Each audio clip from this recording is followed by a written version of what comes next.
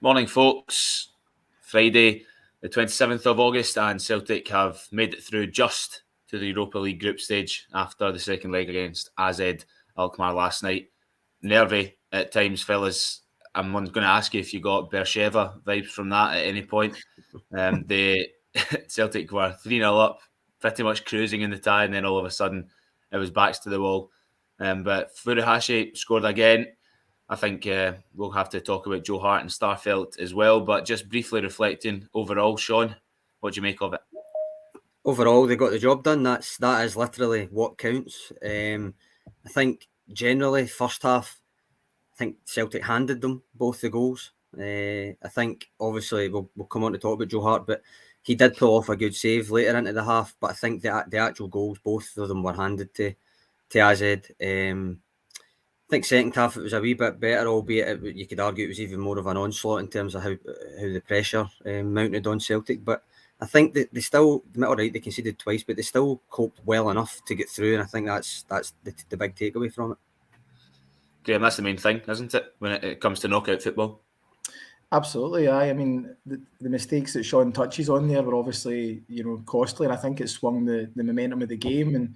And the positive side for Celtic is that they managed to come through that. I think at one point, kind of late on in the first half and early in the second half, certainly before Edward came on, you would have got long odds in Celtic not losing another goal, for the rest of that match. So you've got to give credit to the guys for bouncing back, especially I think Starfelt, Welsh and Hart, who all, had a part to play in the two goals. I thought they actually played really well second half and defended much better as a unit too. So the positives are they're through, but I've heard a lot about, the way Ange plays and he gives up chances, and that's true. But I think last night it wasn't really too much to do with the style of play. I mean, the two individual errors that swung the momentum of the game, and from there, obviously they were up against it. But yeah, I think Ange will just be thinking, we're in the hat, and nobody will probably remember this in maybe a month's time or 2 months' time. Two new signings, Sean, combined for the goal again. They've had some impact, Leila Abada and Kyogo Furuhashi, and can't ignore the ball forward for him, for Abada from Ralston too. Aye, it's a good ball. I thought it was a good ball across from Abada as well. Good finish from Kyogo. All in. I think like Ryan Christie's face said it all. I think he was surprised it happened so quickly. Although I'll claim credit. I was absolutely adamant that Kyogo would score in that game just because he never got on the score sheet in a 6-0 win. And you can see that would have annoyed him, not being part of a 6-goal win in terms of goals. I think Abada, as much as he's very much still impressive and he's hitting the ground running, I think his decision making does need to improve, but he is 19 and that will happen. But there was a couple of times last night in the first half where he had the chance to kind of either play a pass or even just kind of show a wee bit of composure, and he tried to take a man on maybe an extra time, and it kind of led to Celtic losing the ball and more pressure on them. But that will come. He is 19. I've said it before. I still think that Ange Postecoglou will look at him and think that he can mould him into whatever he needs him to be in that system. So I still think it's been an impressive start from him. Just on the subject of Christie there, Anthony Aitken brings up a good point. Now, Christie is free to talk to other clubs at the moment because of the contract situation, but we know that he's the utmost professional and that he cares about his job, and that's not going to disillusion him from playing for Celtic. But last night when the final whistle went, he was celebrating very passionately, like clenched fists, screaming into the air. Not really the sort of thing you'd expect from someone that might not even be there to play in the group stage. So do you think that gives away anything about whether Christie or not is going to be staying at the club maybe longer than the next 6 months, Graham?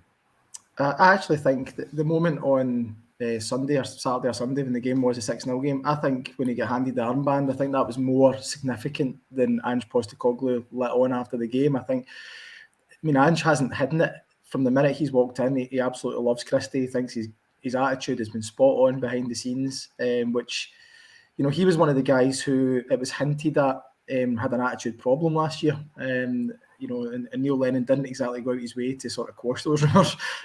But you can't fault him at all. I mean, he's really knuckled down during pre-season, and he's been really impressive when he has played. I think it's still 50-50. I think, there is a chance he could move on. It's no secret that he has thought about that. And there's clubs in England and in France, obviously, who have shown interest in him. But you just never know. I think he's enjoying his football. He's playing with a smile on his face, and I think he's a very, very handy player for Celtic to have when he's at his best. His shooting became something of a joke last year, but I think he's kind of toned down the shooting from distance. He's concentrating on doing the simple things right, and he's a really dangerous player when he's on top of his game. So, yeah, I think there is a chance, certainly a far greater chance, that he might stay now than there was maybe a month ago. Sean, do you think that this could be another season where Christie will be playing at Celtic? I hope so. I do. I just, what I think about him. I think he totally fits with the system, and I think you saw it last night. He started wide left. He was his usual persistent self, and when he moved kind of centrally, I thought it added an extra wee bit of bite in the midfield just when we needed it. So I'm sure actually that might have gave Postecoglou a bit of food for thought for the game on Sunday as well. Him maybe playing centrally if he's thinking that kind of thing might happen again, where the midfield maybe can't get as much of a grip with the game as what he hopes. Overall, I think I agree with Graham. I think that the captain's armband one was probably more significant, because I think that was I don't think you can underestimate seeing that through last night. I know they get beat on the night, but seeing the tie through, not conceding another goal after the way that the first half went, I think all the players would have been feeling that kind of celebration after it. The backs to the wall thing coming through it and qualifying for the group stage, I think that probably was as simple as that. It was a really feel good result at the end of it. The comments are coming in about Carl Starfelt, so let's get that over and done with, guys, because we can't ignore it. We did I wrote an article for the site at the start of this week, it was last week actually, after the AZ first leg, that they had five chances from open play last week, and each one came down Starfeld's side of the fence in the channel that he was playing in. And last night they didn't need to do that for him to contribute to a goal. Now we know that he's a new signing, but he's not a youngster. When you look at the way that Abada has adapted, the way that Furuhashi has adapted, Starfelt came in for quite a significant amount of money. The transfer was a long time coming this summer. Goodwill will only last for so long, Sean. It's now a few concerning moments on the bounce for Starfelt, and I'm not sure what happened last night. I mean, that's just simply a fresh air shot, isn't it? Aye, I think I don't actually think he saw the cross as much as is being assumed, but that's maybe me just giving him the benefit of the doubt. Whether he sees it late or whether he did see it the whole time, his body positioning should be better, and it was just a swipe. I mean, to be honest, it would have been better just standing still. It probably wouldn't have went in. But it's still more than that, because I do think that, as I say, I don't think he necessarily saw the cross all the way that was being made out. But more than that, he still seems to be struggling with high balls and his timing as to whether he's actually meant to go and win it or whether he's not, and he kind of gets caught in no man's land a couple of times a game, it seems. I think, as you say, and we've both mentioned before, he is not a rookie. He's 26, and whether it is a new club or not, I think that's not system stuff for me. That's just individual, whether it's concentration or confidence. And I think possibly, I mean, Graham referred to it earlier on, he did play better in the second half. I think every match ratings piece I've done since Starfelt came has contained some variance of the term he improved after the break, which is fine. And he did against AZ again, but I still think that's also not good enough. So, yeah, but I mean, you can't keep making mistakes and then make up for it in the second half, Graham. I mean, that's not what the responsibility on the shoulders of a Celtic centre-half states. No, I mean, he was the player who was speaking to the press prior to the game over in the Netherlands, and he did admit, that he is struggling a wee bit to kind of adapt to the style that Ange is wanting him to play. But I agree with Sean. I don't think some of the mistakes he's making have anything to do with what Ange is asking him to do. It's bread and butter basic defending that, it's really worrying that these are the lapses that keep appearing in his game. And it's against maybe St Mirren, he wasn't punished for a couple of wee slips that he had. But yeah, in Europe, if you are going to have one slip or two slips a game, you're going to get punished for it. So I agree. I mean, it is early days for him, don't get me wrong, but yeah, considering his pedigree, considering his experience, and the fact he's a Sweden international, I'd have expected a wee bit better from him so far. And he doesn't really seem to be showing any signs that he's got that 90-minute performance in him. You know, you always think he's got a mistake in him somewhere, you know, and that's really concerning. And especially the financial outlay, because he didn't come cheap either, for in relative terms. So yeah, it's of all the signings, I think he's probably the one who's causing the most concern at the moment. Whereas, you know, everybody's getting excited about Abada and Kyogo, and rightly so. I think the concerning one certainly is Starfelt. Greg Taylor went off injured last night, guys. Not too sure, maybe a dislocated shoulder or some sort of shoulder injury anyway. And Bolingoli didn't replace him. Surely it's over for him. But you're wondering why hasn't he been given a second chance after what he did last season? Is it simply no way back, or is it wrong that Taylor gets injured and Bolingoli's not on the scene? I think it's just the fact that Adam Montgomery's impressed more behind the scenes at training. I think that's what it boils down to. You know, I don't know. Correct me if I'm wrong, though, Graham, but is Montgomery not naturally a left winger? Well, he's played both. Yeah, he's played both positions for the under-23s in the past when we had under-23s. So yeah, he can play both positions, and he showed last night he's adept at playing both. Now, Angie's used him as a left winger quite a lot in terms of off the bench. He's brought him on in a lot of games, but it was very telling that it was Montgomery that came on, and he trusted Montgomery more than he trusted Bolingoli last night for me. I don't think there's any way back for Bolingoli at the club. I don't know if there's an issue. I don't know if he's shown an attitude issue behind the scenes or anything like that. That's pure speculation. But certainly just in terms of, you know, when Ange talks about the left-back position, it's always Taylor and Montgomery that he talks about. And Bolingoli doesn't merit a mention. So I think he's so far out the picture. I was actually surprised that he travelled. I've got to be honest. Surely then, Sean, he has to be sold because the club and his agent have to be working on a deal to get him out, even if it's on loan again. He played Champions League football for Istanbul Başakşehir last year. So, I mean, it's not like he's sat on the sidelines for the past 12 months. No, but at the same time, I mean, you've got to assume that there is work going on in the background to that effect. But unless anybody wants to buy you, you're not going to be going anywhere. But I think I wasn't surprised in the slightest it was Montgomery that came on over Bolingoli. I did not even entertain the notion that it would be Bolly that was coming on, because everything so far in it on all the games has suggested that it would be Montgomery if Taylor was to come off for any reason. I personally don't think Montgomery showed much in his short spells at left back when he's come on as a sub. In terms of the actual left back position, I thought he's looked more comfortable when he was come on at left wing. So when he come on, I actually thought he might be the weak link, and I think the first couple of seconds he kind of get caught. And then after that, he genuinely acquitted himself really well. And given the magnitude of the game and the fact that it wasn't just a attack game, I think that's even more impressive that he acquitted himself as well as he did. As I say, I still think he looks more comfortable further forward. But fair play to him, he stepped in last night, a difficult environment, and he definitely done well. We'll have a quick chat about Joe Hart's error. I think he's proved the doubters wrong so far since he came to Celtic. There were a few concerns that a has-been was being brought into the club, but he's played well. I think he handed them a wee bit of ammunition, though, last night, Graham, with that attempted dink or whatever it was. Yeah, it was a bit inexplicable. I don't know what he was trying to do, but you know, he's not played a lot of football at that kind of level for a long time. You know, he's been a backup, played the odd kind of Carabao Cup game or whatever.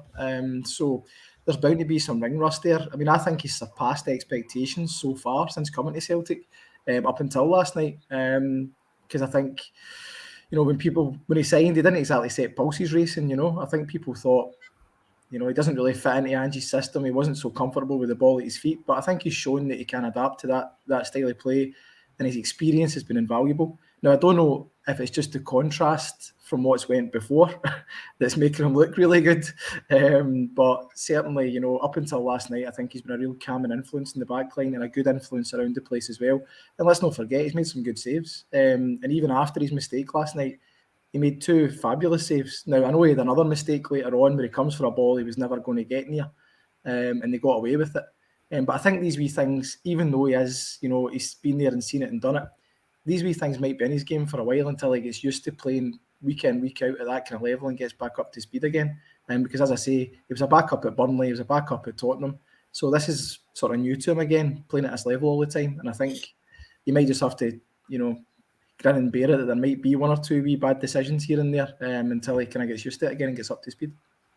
Sean, do you have anything you'd like to get off your chest in that regard, or is it water under the bridge? Well, I think I agree with Graham. I think his influence at the back has been a big positive since he joined. I think you can physically see that he does put a wee bit of confidence into the back line. He talks to them all game, and I think that is valuable. That's a valuable asset to have. I think he's actually probably overachieved in terms of what he's been like with the ball at his feet for the majority of the time. Last night, whether you think Welsh misjudged it or was chesting it back or whatever, there was more than enough time for Hart to sort that out. I think it was too static. I think when he did eventually actually attempt to move for the ball, his body shape was really poor. I don't know what he was actually attempting to do. He could have opened his foot rather than trying to, I don't know, dink it across or whatever he tried to do. So I think that, for me, that is a Hart mistake rather than a Welsh mistake. I think how static he was not coming out right away, because Welsh obviously looked at him and thought he's got this covered, no bother, and he should have had it covered, no bother. I think how static he was kind of reminded me of the Jablonec's first goal in his debut, which I know was his debut and all that, but I still expected him to come out and make himself big, and he was just standing watching, which I still think was poor, debut or not. I think, yes, as Graham says, I think he redeemed himself overall because he pulled off a couple of good saves. He had another couple of nervy moments, but he did pull off another couple of good saves, timely saves again, which is what I've said before, is exactly what you need from a Celtic keeper to do it when you're called upon, when maybe you're under the cosh or you've not done much for the rest of the game. He's done it in both instances now. He done it in the first leg as well last week. I think he does need to improve that wee bit of decision making overall, but he definitely redeemed himself from that early mistake with the saves that he made. And as I say, you see the way that he celebrates at the end. It obviously does. He gets it already. It means as much to him as well. The draw for the group stage is today. We'll have a quick chat about the sort of team Celtic can come up against. Pot 1 is littered with danger. You've got Lyon, Napoli, Bayer Leverkusen, Lazio again, Slavia Prague. They've shown what they're all about, and a few others. Pot 3, PSV Eindhoven, West Ham, Real Sociedad, Betis, Marseille. Again, more danger, and it's not much different in Pot 4, where Midtjylland and Ferencváros are also in Pot 4, guys. So we could have some recent history come back up. Is there anyone you're looking at the group stage, or anyone is involved in the pots that you would like to draw or avoid, Sean? At this stage, I think the fact that they're there is enough. Who they get, it really, I suppose it depends who it is they get. I mean, I don't. Would you put Ferencváros revenge off the menu? I don't know. Has it been too long? I'm not sure. I don't know. The fact that, to be honest, I think, am I right in saying Leicester are in the same pot, so can I get Leicester? Yeah, that's right. Because that would have been a tasty one. But. Yeah. West Ham are in pot 3, so we played West Ham only a matter of 6 weeks or so ago in the season. So yeah, try to forget about that. Yeah, but I think it's nice to experience new things. So I would proffer that Lazio are probably wanted to be avoided from pot 1 because we played them fairly recently. You want somebody new or someone you've not played in a while, maybe Napoli or Monaco. Zagreb would be an interesting draw. So yeah, but it's a fairly strong Europa League, and it's been diluted. Well, not diluted, actually. I think it's been improved, but the amount of teams has been reduced because of the inauguration of the Conference League. So it's gone down from 48 teams to 32, which is probably a good thing for the competition, to be honest, because for a while it was very easy to lose track of what the hell was going on in the Europa League. So back down to 32 teams from 48, and we should know within the next hour or two who Celtic have got and where they're going. So fairly exciting European draws, guys. It's always nice to sit down and watch them. Yeah, I think you're right. I mean, I think the strength of the Europa League this year, you just look at those teams that are involved. It's quite exciting to see some of those teams, and hopefully, as you say, I think something a wee bit different would be nice, particularly from pot 1. I think if Celtic can get maybe like a Napoli, you say, that'd be great to see Celtic and Ange stay up against a team like that. I think secretly Ange might quite like to get Midtjylland again if he could. I think that's still great on him that night because he thinks there wasn't a great deal between the teams on the night, but certainly Celtic have improved a lot since then, and I think this Celtic team would destroy that Midtjylland team, if I'm being honest. So I think he would quite like that. I think he would quite like to see his team go and put that right and put it to bed. It's happened before, innit, with the Cluj in the Yeah, qualifiers and then got them in the group stage and really made short work of them. aye. I mean, it's the same thing, aye. So I think, yeah, definitely Ange would, and I think probably the fans would quite like to see that as well, just to see how far the team have come since that night. Just a quick question from David Bradley. As far as I'm aware, the draw is at 11 o'clock, but that's when the process begins. So we don't know when the actual draw will be made. It could be near 11:30. You know what UEFA are like with these things. Final point I'll put to you guys is the transfer window. Where does Celtic now need to strengthen and back the manager, given that they have reached the group stages of a European competition, Sean? Well, they've agreed a deal for Liam Scales today. I've seen that get announced. He can play left back, left wing back, centre back. How first team ready he is, only time will tell. You could argue another centre back. Obviously, Julian's to come back. They've paid good money for Starfelt. I don't think I would expect to see another centre back, but you never know.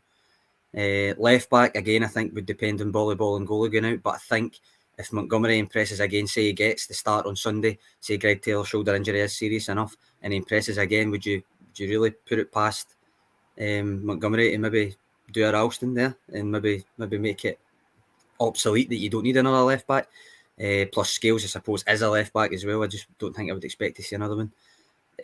Up front, again, if Edward leaves, I think, yes, you need another striker. One might come in anyway. Whether it's Giacomakis or whether it's someone else, I don't know. But I don't know. I mean, he has got options. That's the thing. And there's players still to come back. And there's players like McCarthy who have arrived but not really played.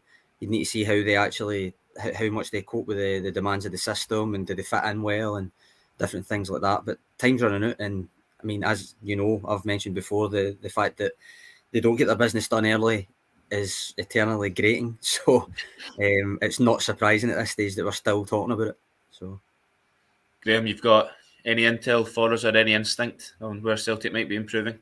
I think Celtic are still looking at a left back. I think even though Liam Scales has come in, as Sean says, I'm not sure how how ready he is to go straight into the first team at this point in time. And I think he's been brought in maybe to back up several positions, left back, centre half as well. So for me, I mean, I like Greg Taylor. I think he's very underrated. But I think if Celtic want to go to that next level, I think they do have to look at maybe improving in that area. And I would expect a striker to come in as well. I think they're still very keen on Giacomakis. And, the Kevin Nisbet deal looks to have gone a bit cold, but I think they're certainly looking to improve that area up front, whether Edward stays or whether he goes. I think he showed last night that he can offer something still to Celtic, as an option. But I think Celtic do need to strengthen in that area as well, because I think Lee Griffiths probably, you're not going to see a lot of him from now on, I wouldn't imagine. So, yeah, left back and striker, that's the two areas I think Celtic are really looking at, and I wouldn't be surprised to see a bit of movement in both those areas. And as you say, if we do get guys in, I think that's Bolingoli and Edward probably going out as well. All right then. Well, we do have another StreamYard today, later on this afternoon, to chat about the game on Sunday, the big derby match against Rangers. So we have a good focus on AZ this morning, guys. Celtic got the job done, and then we'll come back online later on to look forward to the derby. So if you're free at that point, everyone watching should be around 4:30. Feel free to come back on and join us and get your questions in again. But for the time being, Sean, Graham, thanks very much. cheers, Andy. Cheers, Andy.